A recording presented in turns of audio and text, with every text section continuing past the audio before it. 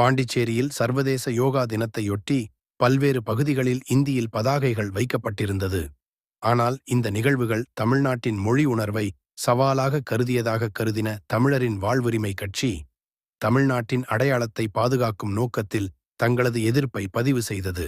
அவர்கள் இந்தியில் பதிக்கப்பட்டிருந்த அந்த பதாகைகளை அகற்றும் நடவடிக்கையில் ஈடுபட்டனர். இது ஒரு சின்ன நடவடிக்கையாகத் தோன்றலாம், ஆனால் அதன் பின்னணியில் பெரிய மொழி அரசியல் நிலைப்பாடு ஒன்று உறங்கிக் கொண்டிருக்கிறது. தமிழ் மக்களின் மொழி, பண்பு மற்றும் அடையாளத்தை பாதுகாப்பது என்பது வெறும் அரசியல் முழக்கமல்ல.